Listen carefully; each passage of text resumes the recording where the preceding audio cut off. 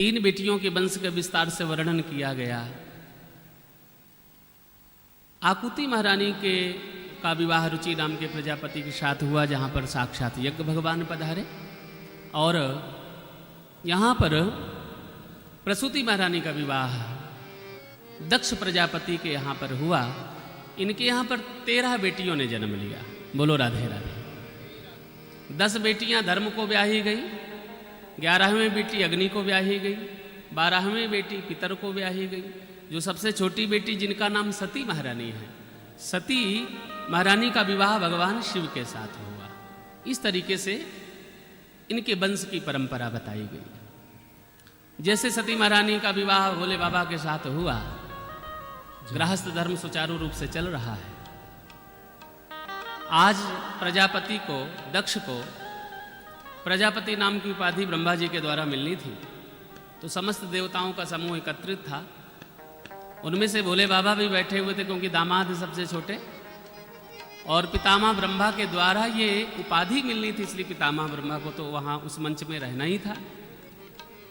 जैसे महाराज अभिमानी आया दक्ष, और जैसे दक्ष आया तो दक्ष को देख करके जितने महाराज अमलात्मा मिमलात्मा मुनिंद्रगण सिद्धगण योगीगण देवता आदि थे, सब खड़े होकर के स्वागत किया। जय।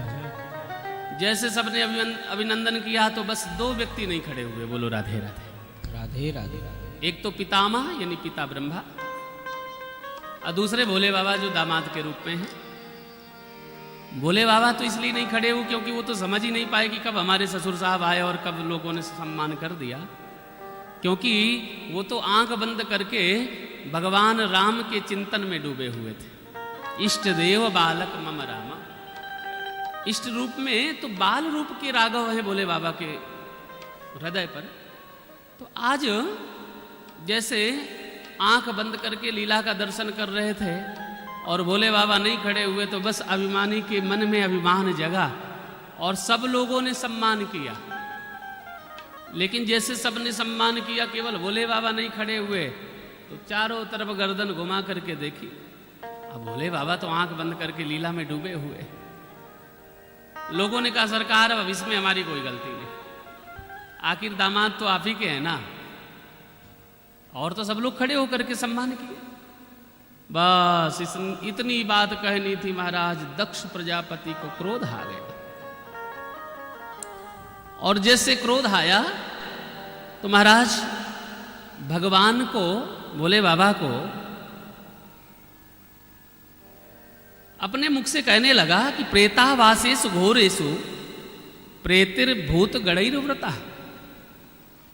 अरे ये जो शंकर है ना, कोई अच्छी सभा में तो बैठता है नहीं, शमशान में रहता है।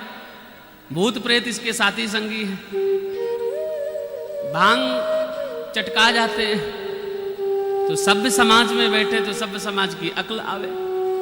अब महाराज अपने दामाद को भरी सभा में ससुर साहब ने फटकार लगा दी। लेकिन जैसे भोले बाबा को फटकार लगाई, तो भोले बाबा को तो पता ही नहीं चला कि किसको कहा गया। जब इतने में नहीं भोले बाबा को कोई क्रोध नहीं आया, और वो दुष्ट यानी दक्ष कहता रहा, और अंत में कहते कहते एक बात और कह दी। अंत में सह भागम न लवताम देवर देव गणाधमा। आज से मैं श्राप देता हूं कि यज्ञ के किसी भी भाग में भोले बाबा का कोई निवास ना हो, कोई स्थान ना हो। और जैसे भोले बाबा को श्राप दिया तो नंदी बाबा से रहा नहीं गया। नंदी करते जो सृष्टि जिनका सर्वश्रेष्ठ स्थान है, आज तो उनको पहचान नहीं पा रहा। बहुत तू बड़बड़ाता चला जा रहा भरी सभा। जैसे नंदी बाबा की तरफ भृगु ऋषि ने आंख उठा करके, उंगली उठा करके कहा जाओ, आज से हम भी श्राप देते हैं कि जितने शिव भक्त हैं सब पाखंडी हो जाएं। बोलो राधे राधे। आप देखिए कावड़ लाते समय सरकार भी हाथ जोड़ लेती है, जोड़ती है कि नहीं? इतनी बड़ी व्यवस्था बनानी पड़ती है। भोले बाबा के गण बन करके सब आते हैं, बोले जाओ आज से शिव भक्त सब पाखंडी हो जाएं। जैसे महाराज श्राप दिया, तब भोले बाबा की आंख खुली है। अरे राम राम राम राम राम राम। अरे नंदी क्या बात है? नंदी ने कहा सरकार आप तो मौन बंद करके आंख बंद करके बैठे रहे, हमसे नहीं सुना गया, हमने भी इसको श्राप दे दिया। ओहो गलत कर दिया।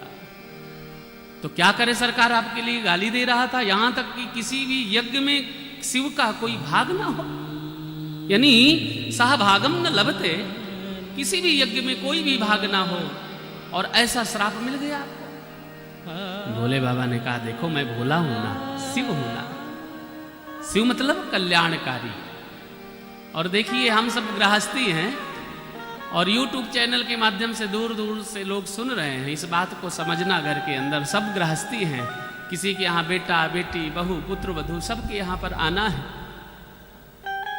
तो जितना सुंदर गृहस्थ धर्म भोले बाबा का रहा ना, उतना किसी का गृहस्थ धर्म नहीं रहा, उतना सुंदर किसी का नहीं रहा।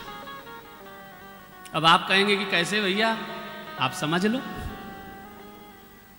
बेटी का विवाह हिमालय राज ने यानी पार्वती के रूप में जब सती के बाद दूसरा अवतार लिया तो भोले बाबा के साथ किया, तप किया, भजन किया, भोले बाबा को पति रूप में वर्ण किया। वर्ण करने के बाद में आप लोगों के घर में भी शिव परिवार होता है, बोलो राधे राधे, होता है ना। शिव परिवार में कौन कौन होते हैं?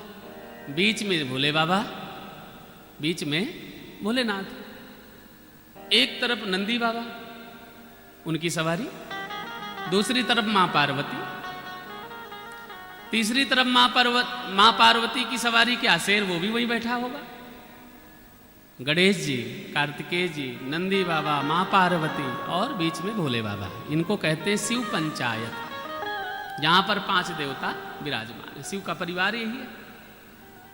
आज भोले बाबा ने संसार जगत को यह दर्शन कराया कि संसार में इतने शिव मंदिर हैं, घर घर में शिव मंदिर हैं, लेकिन घर घर के शिव मंदिर में आपने देखा होगा बीच में शिव जी और नंदी बाबा, पार्वती, कार्तिकेय और गणेश जी, इनसे शिव परिवार बना।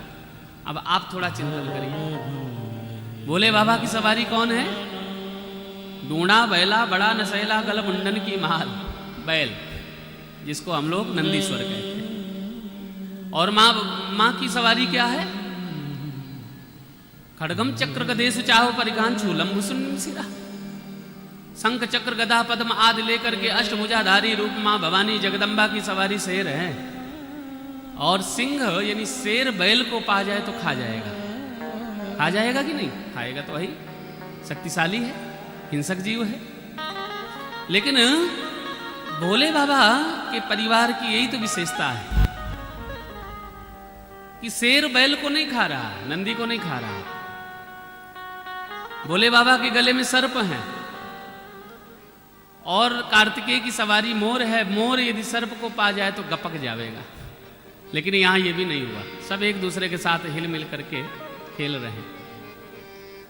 अब गणेश जी की सवारी चूहा है, मूसक है, सांप चूहे को पा जाए तो खा जाएगा।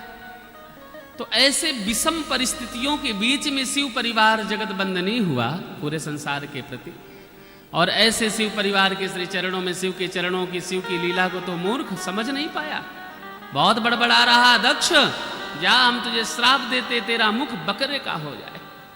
और महाराज भोले बाबा ने कहा यहाँ तो सम्मान समारोह था, ससुर साहब को पद मिलना था बहुत बड़ा, प्रजापति नाम का, लेकिन यहाँ तो महाराज यहाँ तो सब सापा सापी समारोह शुरू हो गया।